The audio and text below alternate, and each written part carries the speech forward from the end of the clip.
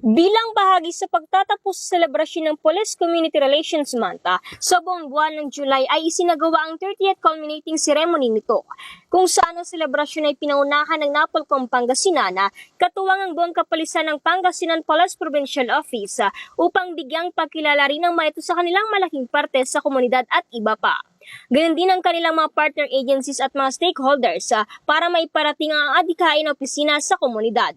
Ayon sa naging panayam kay Atty. Philip Raymond Rivera, ang siyang provincial head ng Napolcom Pangasinan at nagsilbi bilang panauhing pandagal sa naturang seremonya, ay binigyang din ito sa kanyang mensahe na hindi lamang dapat dito natatapos ang maigting na ugnayan ng komunidad at makapulisan. Bagkos ay mas lalo pang pinapaalala nito, lalo pang palalimin ang tungkulin ng bawat isa para sa mas maayos at ligtas na komunidad.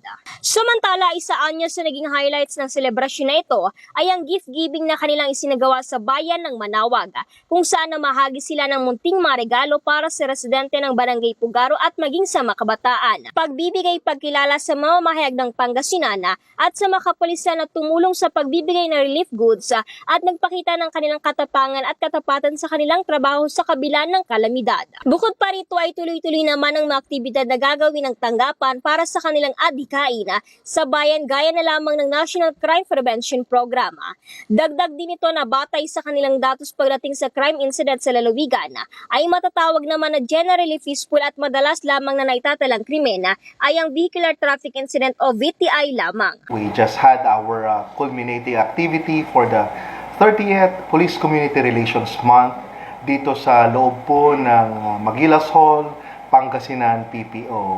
Ito po yung pagtatapos ng selebrasyon ng ating PCR month na tinatawag. Pero paalala nga po natin kanina, ang pakikipag-ugnayan ng PNP ay hindi dapat sa publiko, sa taong bayan, ay hindi dapat nagtatapos sa PCR month.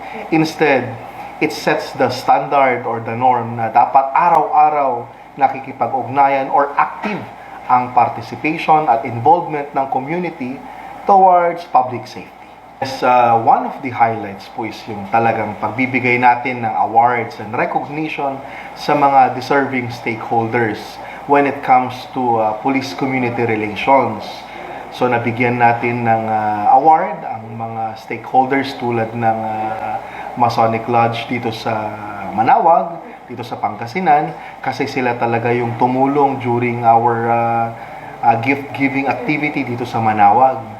Marami po tayong natulungan dyan. And then, ang ating mga kaibigan sa media, ang president ng Pangasinan Press Media Corps, at ang mga deserving na personnel ng PNP na talagang nanguna na nanilbihan at tumulong sa rescue operations, sa gift relief goods distribution nitong nakaraang mga bagyo.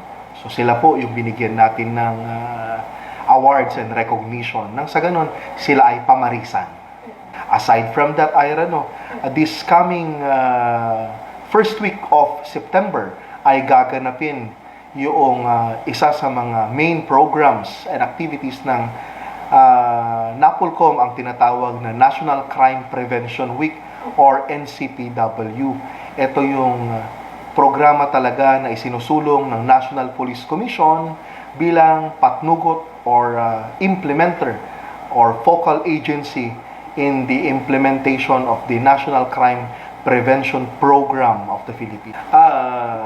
We can say na generally peaceful naman. Kalimitan po ang nagiging krimen na nagaganap ay yung tinatawag nating VTI or vehicular traffic incidents. May mga isolated incidents po na physical injuries, but these are isolated naman. Manageable. We are very firm naman that these are manageable sa part ng Philippine National Police, the station concerned sa kanilang area of jurisdiction. Pero usually po, it's VTIs lang naman. Po, isa lang naman po yung lagi nating pinapaalala sa ating taong bayan.